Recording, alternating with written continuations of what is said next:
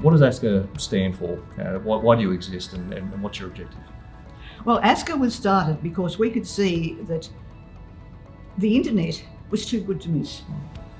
And we wanted older people to be able to make use of the technology that was going to be available. We wanted to form a network of clubs across Australia, but we needed those clubs to be autonomous. We needed them to address the needs and interests of their individual members, because every area is slightly different. You can't set up an organisation that says, you will do A, you will do B, and then you will follow with C.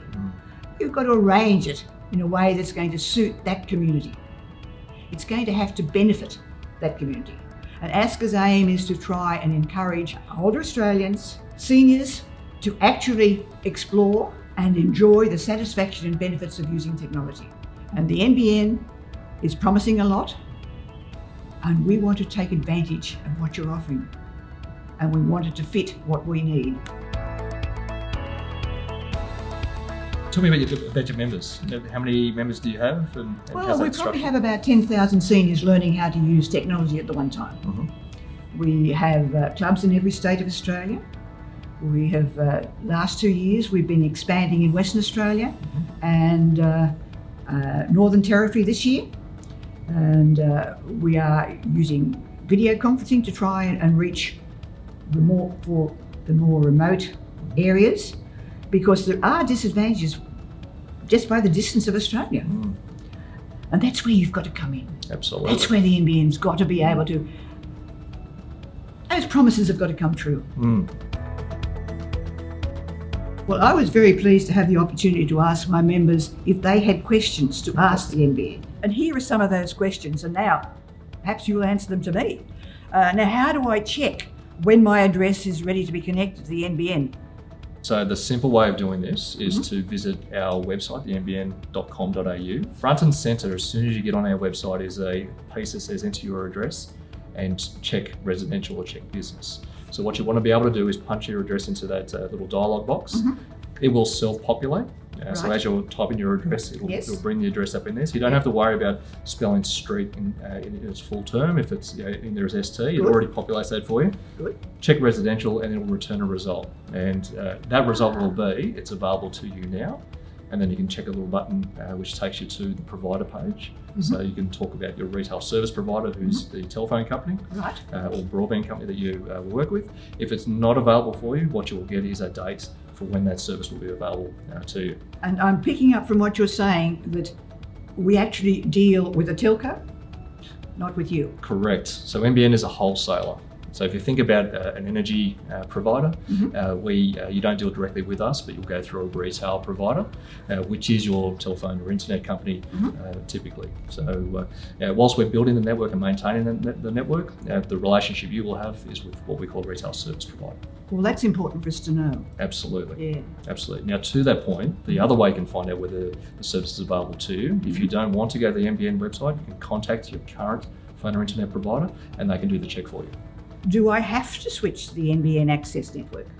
It's a very good question. So in most cases, yes. So 93% of the country is being delivered NBN via fixed line technology. So that's the lines which will physically connect you with the network to your house. The other 7% is what we call satellite services or fixed wireless services. And so the way you know about that is if you go onto the NBN website to check your address, it will tell you what type of service you have, and it will deliver that message to you in terms of having to connect or not.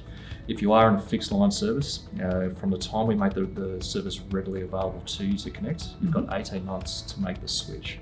All right. So we give you 18 months to become familiar with the concept of having to switch. We know that different people process the forced migration, as it were, in different ways. Some people will jump very, very quickly at it. Others need to be more considered in their approach.